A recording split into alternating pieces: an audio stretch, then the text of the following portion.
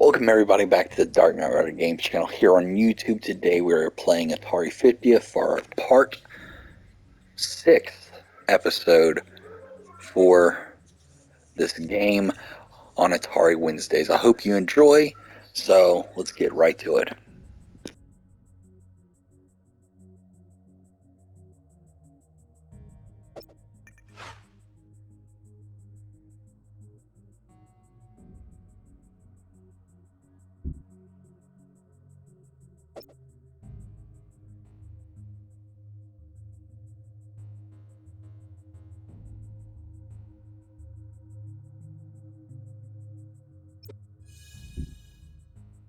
Also, remember that you can pause in between if you're wanting to read any of this stuff, because I'm going to be going through this as quickly as I can.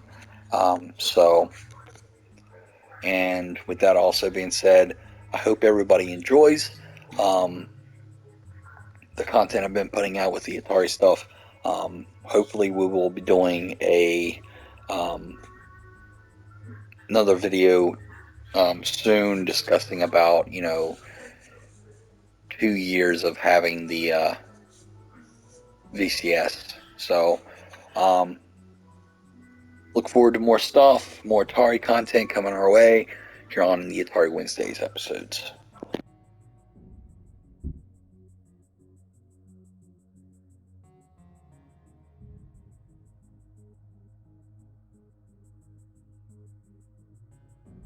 Very interesting that they put some Intellivision information on here. That's pretty neat.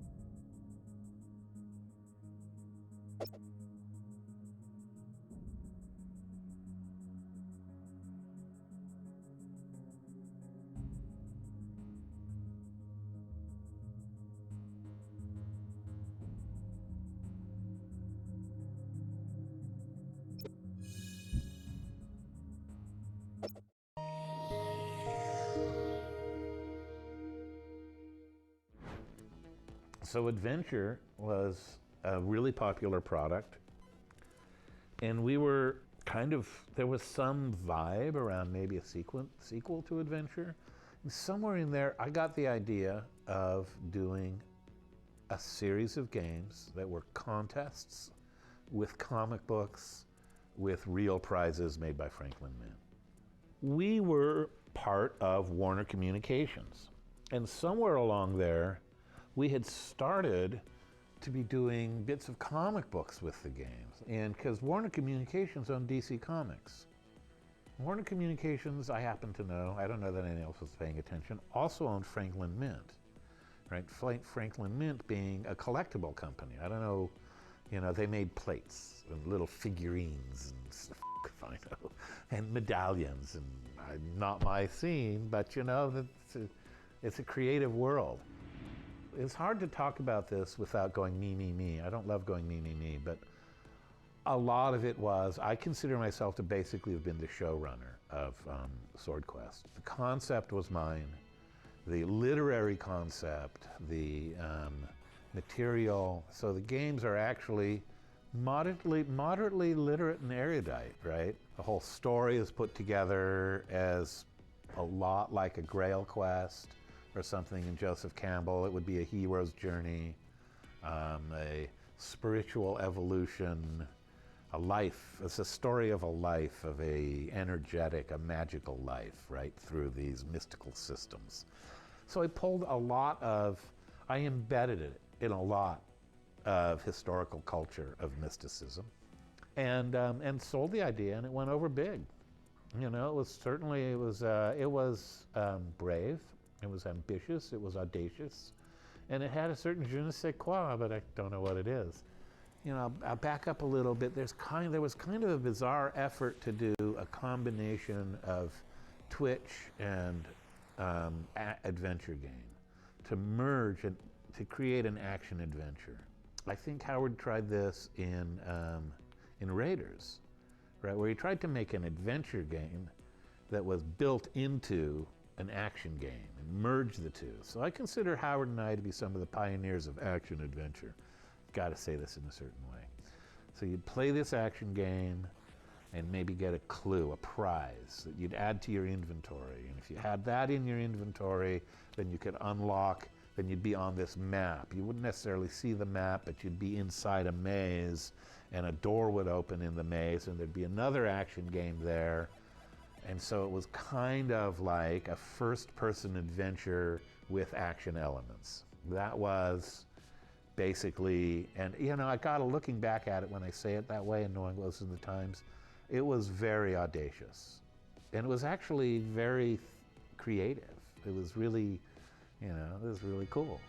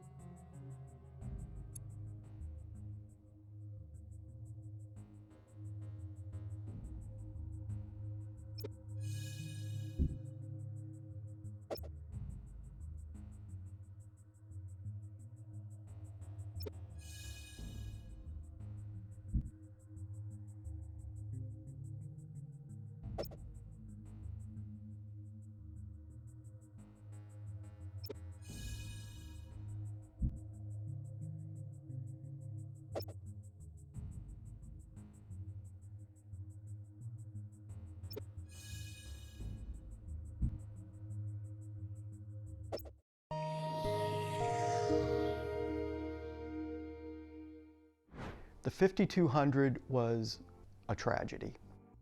The 5200 was a good idea gone horribly wrong. The big problem that we had at Atari, the thing that killed the industry more than any other one thing, even more possibly than the E.T. video game, is that it was the first product life cycle. No one had ever been through a major success video game console life cycle. So where does it end? Nowadays, when somebody comes out with a new system, they already are designing the next system because they know the life of a system. They know a console is good for a certain number of years, and then it's going to die, it's going to fall off, and that's when we need to be ready and prepared to come in with the new system. Holy crap, you know, our first machine is finally falling off the cliff. We need something. We have something.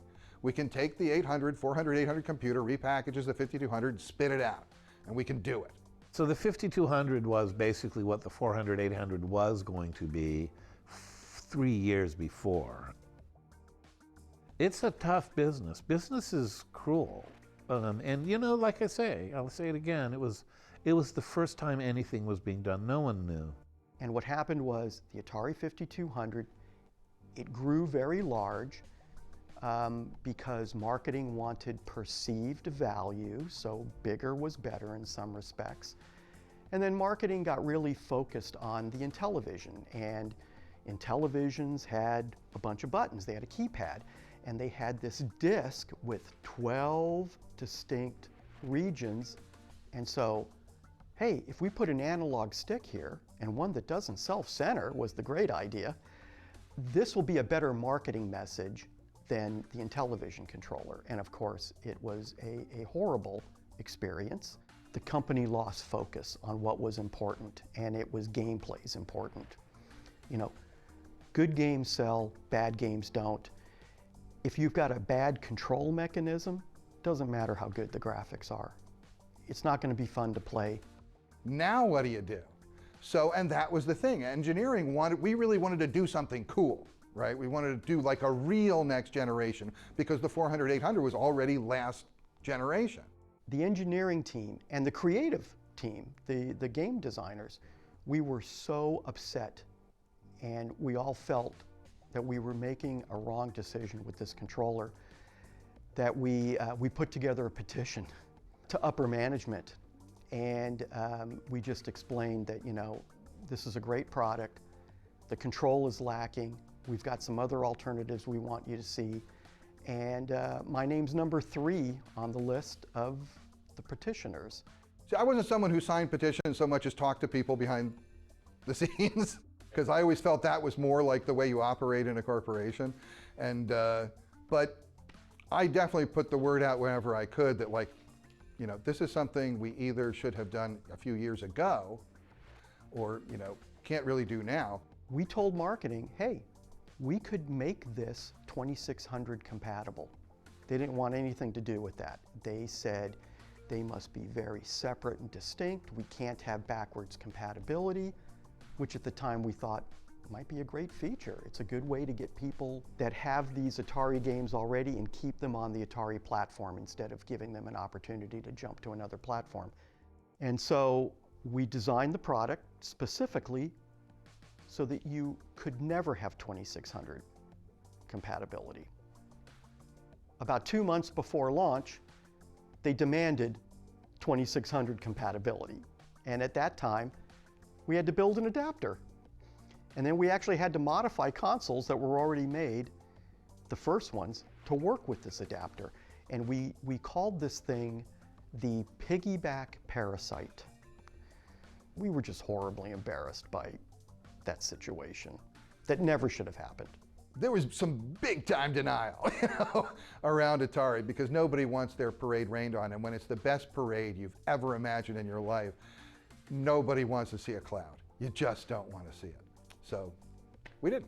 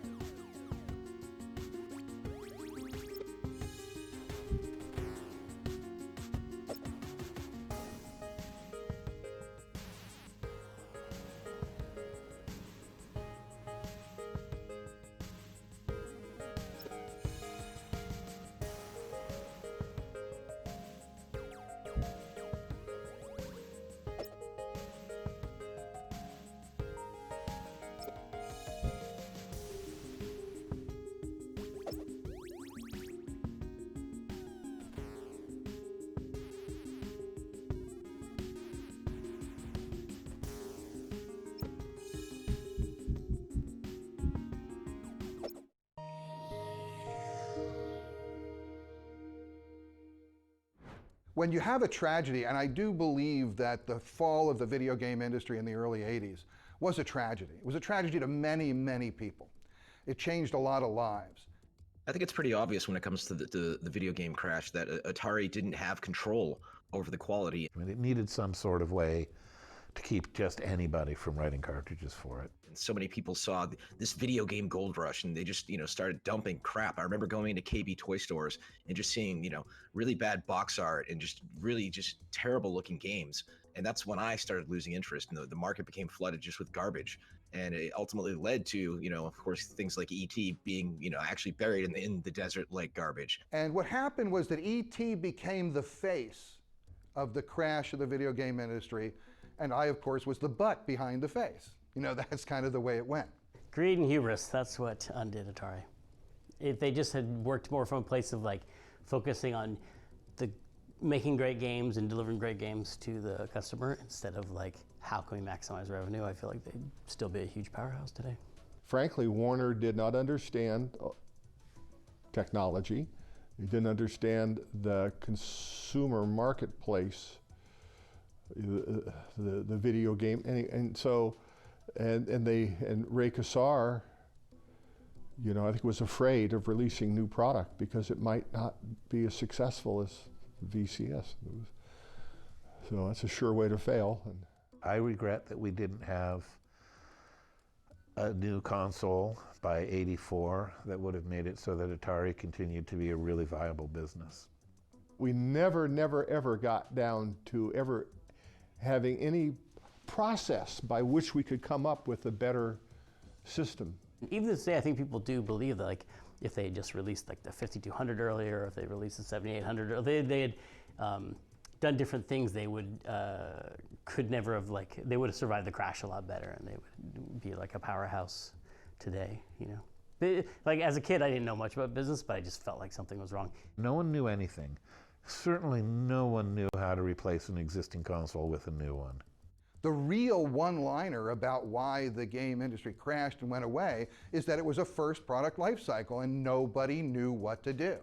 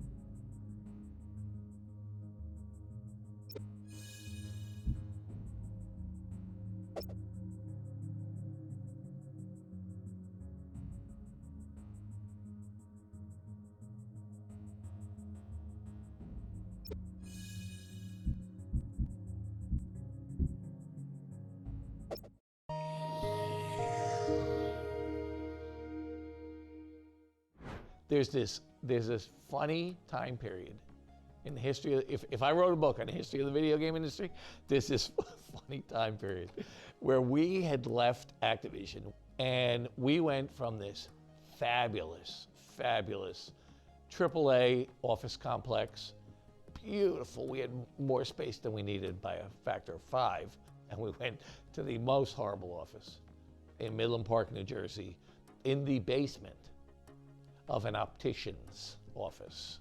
Game industry, this was after the crash. Game industry was a disaster. And it was just, oh man, what an office. It was horrible. But we survived in it. I mean, you gotta do what you gotta do. So anyway, we're in this horrible office and we're doing C64 stuff at that point. And I get a call from a buddy of mine. Actually, he was our part-time sales guy. And he always visited Toys R Us, and he knew them really well. He called me and said, you know, you're gonna laugh, but they wanna know if anybody's doing 2600 games. Because at that point, there were none. Nobody was doing them. But there were 26 million consoles in homes. And people were going in Toys R Us saying, why don't you sell games for my Atari anymore? So I said, wow, that's interesting. How many would he buy if he had a 2600 game? He said, oh, you know, 20, 30,000 pieces probably. And I said, all right, I'll get back to you. So we did Title Match Wrestling and Super Skateboarding, first 2 titles. I mean, regular skateboarding, first 2 titles. And he loved them and they sold like crazy. And at that point in time, we were the only people in the world making games on the Atari 2600. My phone rings and it's the Tramiels. So he did some 2600 games. You know, do a couple for us, because word got around. There's actually a need. And then Activision calls and says, do some 2600 games for us? And I said, well, why don't you guys just do them? He goes, well, you know, if I could be completely honest with you, we don't have anything. We don't have the specs, we don't have manuals, we don't have the equipment. He said, we couldn't make a 2600 game if we wanted to. So could you make something for us? I tell people that, they're like, who the hell wanted 2600 games? You know what? No one told consumers that there had been a crash. No one went to their house and said, you don't like video games anymore. Because that's what Toys R Us and Walmart said. People don't like video games anymore. But the people at home were sitting going, God damn, I'm tired of combat. Isn't there something else I can play on this machine? So it was good. We had a great run there. We made a lot of money off those games.